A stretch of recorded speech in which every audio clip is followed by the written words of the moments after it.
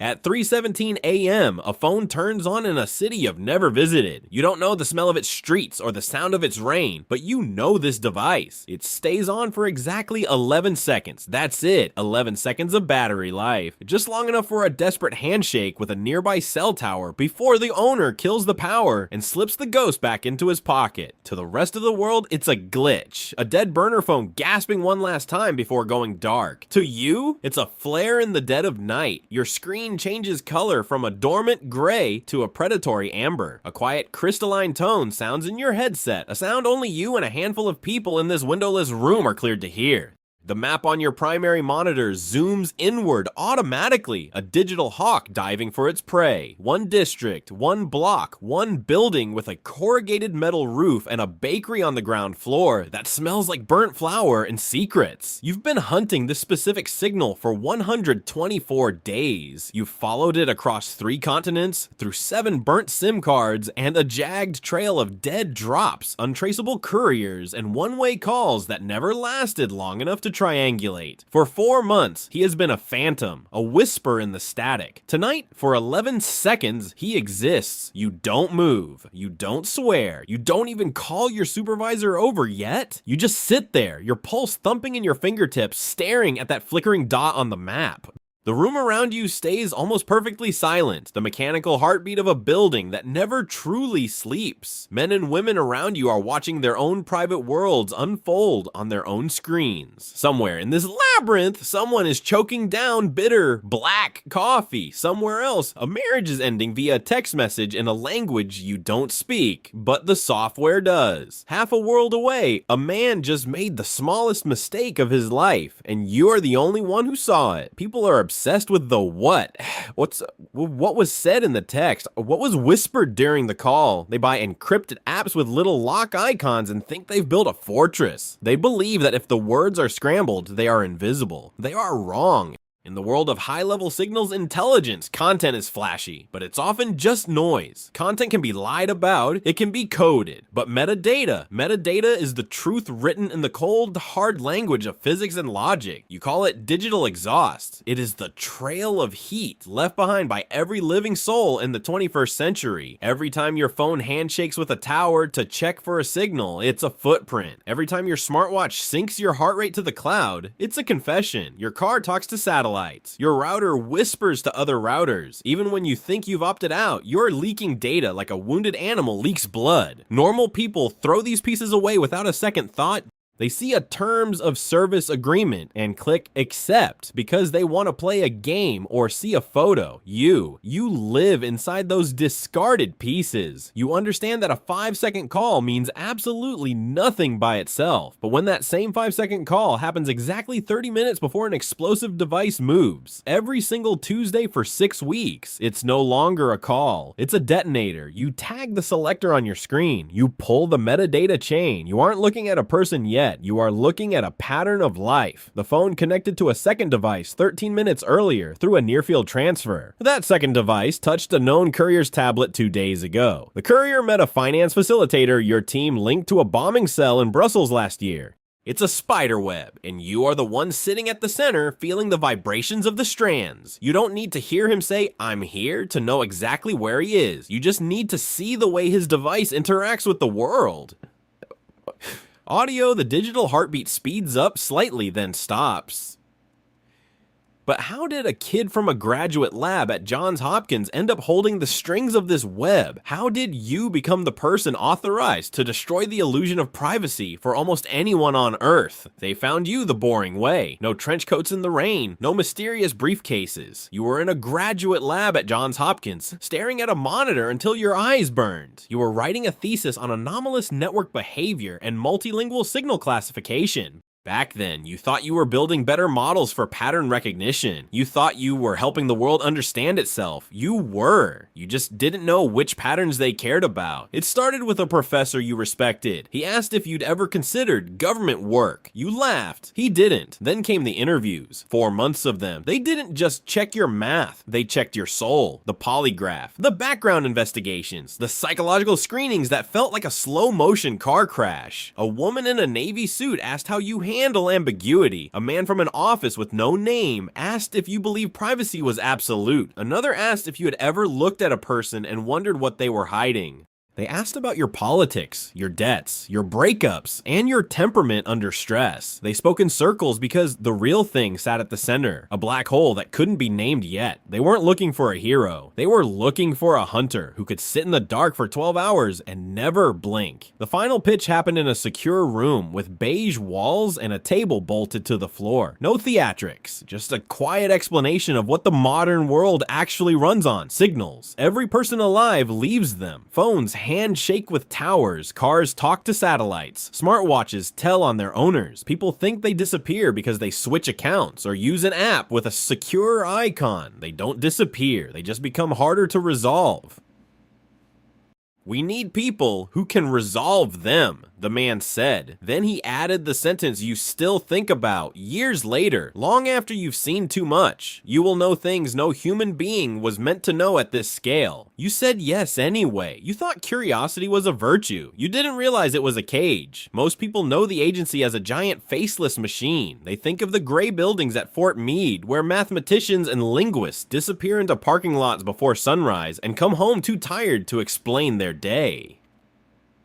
That version exists, but you don't work in the gray building. You work inside the compartments, within the compartments. Your world is a SCIF, a sensitive compartmented information facility. A room with no windows, no personal cell phones, and walls lined with copper shielding to drown out the very signals you spend your life hunting. It is a vault inside a vault. In here, the need-to-know principle isn't just a rule, it's a physical barrier. You sit next to someone for 8 hours a day, and you might not know what they are looking at. Their screen is a mystery to you, and yours to them. You are all working on the same puzzle, but none of you are allowed to see the box with the picture on it. There are programs here so sensitive that even the director of the agency might not have the clearance to enter the room. Code word programs, denied programs, special access programs, SAP, where the legal authorities are discussed only in whispers inside lead-lined containers. You don't tell people you work for one of these because acknowledging the program's name is, in itself, a felony. Officially, your HR file says you are a senior data analyst. Unofficially, you are part of a predatory ecosystem. The first time they read you into a new compartment, the security officer doesn't just make you sign a contract. They make you sign your life away. They don't threaten you with prison. Prison is the baseline. They threaten you with the erasure of your future, loss of pension, lifetime travel restrictions, prosecution under laws most civilians don't know exist. You sign it because, by now, your curiosity has transformed into something else. It's not about patriotism anymore. It's about the high.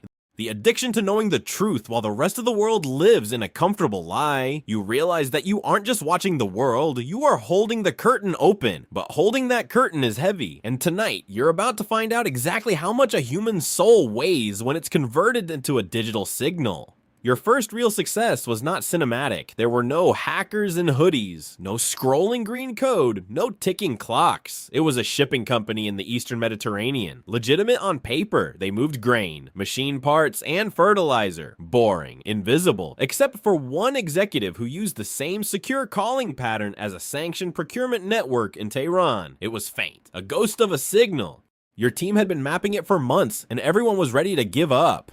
It's a coincidence, they said. No, noise, they said. You stayed late. You pulled 6 months of maritime traffic. You noticed the transponders on 3 specific ships blinked off for 8-hour windows in the middle of the Black Sea. You found insurance certificates generated from servers in a country that didn't match the port of origin. You didn't find a smoking gun. You found a lack of air. You flagged it. 2 weeks later, you weren't in the Mediterranean. You were in your windowless room, staring at a grainy, high-altitude feed. On the other side of the world, customs officials, acting on anonymous intelligence passed through 3 different embassies, opened a container that should have held irrigation pumps. Instead, they found centrifuge parts wrapped in agricultural tarps. In that moment, the pixels on your screen stopped being abstract. They weren't just bytes and bits anymore. They were heavy, cold, and illegal. You watched a man in a cheap suit get handcuffed. You watched the logistics of a nuclear program stutter. You realized that by moving a mouse 3 inches to the left, you had changed the geopolitical temperature of a continent. Your supervisor walked up and dropped a thin manila folder on your desk. Inside was a 1-page backstage classified commendation, no medal, no public thanks, no dramatic handshake from the president, just a piece of paper that stayed in the vault, proving that you saw something before anyone else did. That's when the work changed for you.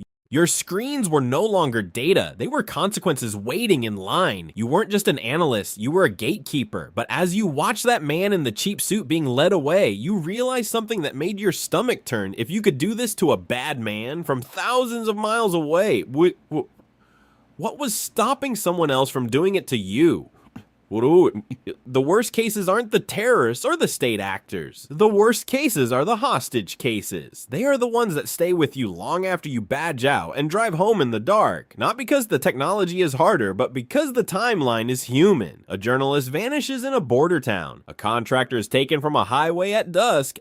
A kidnapped engineer is moved between safe houses in a city that looks like a maze of heat signatures. You sit with your headphones clamped so tight they hurt, while translators and analysts build a map out of nothing but panic and background noise. You aren't just looking for the voice anymore. You are looking for the world around the voice. A 10-second call from a captor's cheap imported handset becomes a goldmine of environmental data. We call it acoustic fingerprinting. You hear a dog barking in the distance, a specific breed, a specific cadence. You hear a generator hum, and your software identifies it as a 60 Hz cycle, narrowing the geography to specific power grids. You hear the evening prayer audible in the background, but there's a 3-second delay from the main mosque's broadcast. You do the math, you calculate the speed of sound over the local terrain. Suddenly that somewhere in the city becomes a 500-meter radius. Then the breakthrough, a truck horn from a nearby road with a specific Doppler shift, a weather report in the background from a TV left on in another room. You'd be amazed at what people leak by accident. While they think they are controlling the scene, they think they are invisible. You see them through the air they breathe.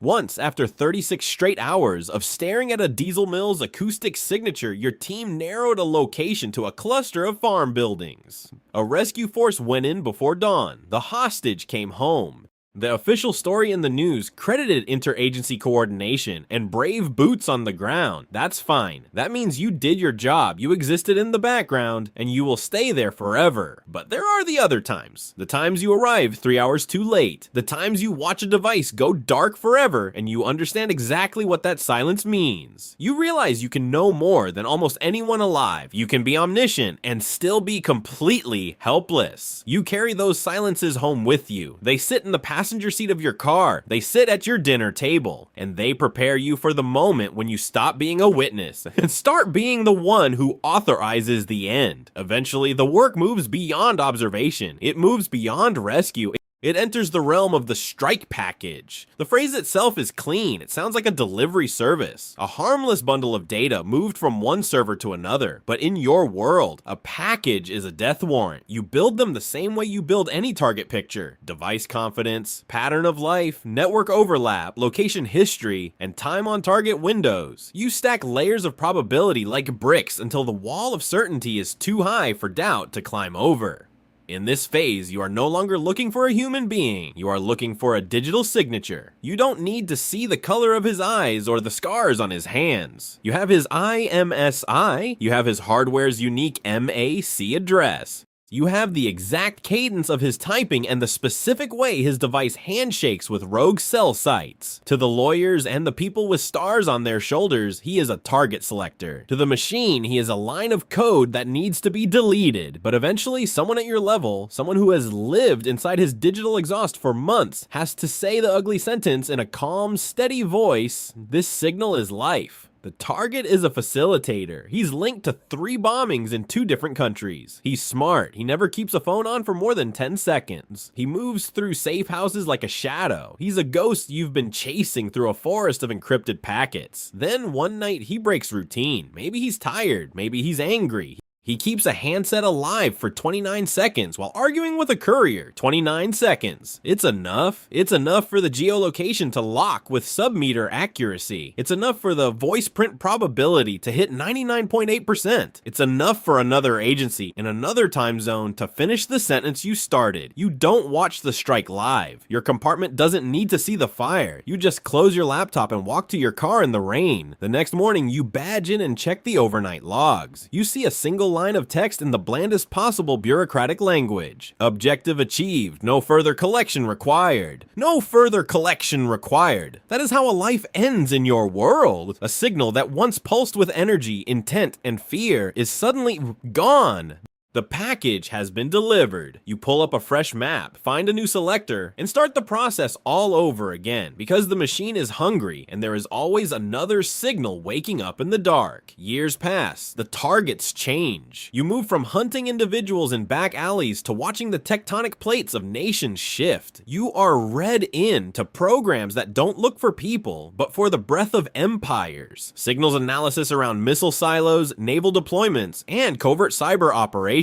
At this level, you operate at an industrial scale. You aren't just looking for a phone. You're watching a civilization leak its intentions through the air. The power should feel intoxicating. Sometimes it does, but mostly it feels heavy. You sit in your windowless room and watch the world stage from behind the curtain. You see a foreign minister on the news, smiling, shaking hands, promising de-escalation and diplomacy. But 48 hours ago, you saw his private encrypted traffic. You watched his military begin to lie to itself in real time. You saw the emergency procurement orders for black market medicine. You saw the airfield lighting requests at 3 separate bases that officially don't exist. You watched the news report on a routine training exercise, while your screen shows a regime publicly denying shortages, while their generals light up command nets at 3 a.m. in a panic. You know the war has started before the first soldier crosses the border. You know the treaty is dead before the ink is dry. You live in the gap between what the world is told and what the world actually is. Once you see enough of the system, you start seeing the people inside it clearly enough to hate abstraction forever. The world stops looking like flags and borders. It starts looking like mothers, passwords, a fatigue, and debt. You see the air defense officer calling his wife before a shift he thinks might be his last. You see the dissident organizer whispering instructions from a basement, his heart rate spiking on your biometric monitor. You see the minister planning sanctions while messaging his son about college tuition. They are all just signals in the noise. Every person is a gear in a machine of fear and routine. And you are the one who sees the rust before the machine breaks. But knowing the truth doesn't mean you can stop the lie. It just means you have to sit in the dark and watch it happen. The biggest night of your career doesn't start with an explosion. It starts with a typo. At 1:40 a.m., a military logistics officer in a hostile country sends a short burst message to a unit downstream. One transcribed word is off by a single character. Normally, the software would autocorrect the probable meaning and move in, but the timing bothers you. The routing bothers you more. It hit a channel usually reserved for movement authorization, not training notices. You pull the surrounding traffic, fuel requisitions, encrypted readiness confirmations. Radar status changes, airfield lighting requests at 2 separate bases. None of it individually proves anything, but together they form a shape you do not like. A shape that looks like an opening blow. By 2:10 a.m., your supervisor is on the floor, leaning over your shoulder so hard you can feel his heat. By 2:30 a.m., senior officials are dialing in from secure vaults in Washington. The fear isn't that war has started. The fear is that war is starting because of a misunderstanding. You watch the cascade in real time, fighter aircraft dispersing, missile defense radars shifting posture. Each side interprets the other's fear as aggression, responding in kind until everyone is trapped by their own momentum. The world is a loaded gun, and the hair trigger is resting under your finger. Your team keeps pulling at the threads. You trace that original typo back through 3 relays past 2 encrypted nodes, and finally, you find the source. It wasn't an attack order, it was a maintenance override sent under the wrong authority code by an exhausted officer rotating platforms during a drill. It was a bureaucratic accident wearing the clothes of war. You make the call, you aren't alone, but your analysis is the hinge. The report goes up, the temperature drops just enough, channels stay open, no missiles fly. Millions of people wake up, make their coffee, and complain about the traffic, never knowing that for 40 minutes, their existence was a coin flip. That's your greatest success. Nothing happening, no headlines, no footage, no public gratitude. You go home after that shift and sit in your kitchen without turning on the lights. Your wife asks if you're okay. You tell her you're just tired. That isn't a lie. It just isn't the whole thing. The whole thing is that you spent the night close enough to catastrophe to smell the ozone, and now you have to go back to pretending that the world is a safe place. Most people think surveillance is about seeing everything. That's not quite right. Seeing everything would be easy in its own way. The hard part is knowing what matters before history decides for you. The hard part is understanding that every signal belongs to a human being, and every human being belongs to a larger machine of fear, routine, desire, and error. You are not a spy in the old sense. Spies steal secrets one person at a time. You operate at an industrial scale. You're not a soldier. Soldiers close with the enemy. You close with patterns. You live in that razor-thin strip of time before things happen, when a signal can still become a warning instead of a memorial. The hardest part isn't the work. It's the life you have to lead when the work is done. It's carrying secrets heavy enough to bend nations while still remembering to take out the trash. It's answering emails, asking your wife about her day, and pretending your job is mostly spreadsheets while your mind is still 6,000 miles away, watching a signal go dark in a basement you'll never visit.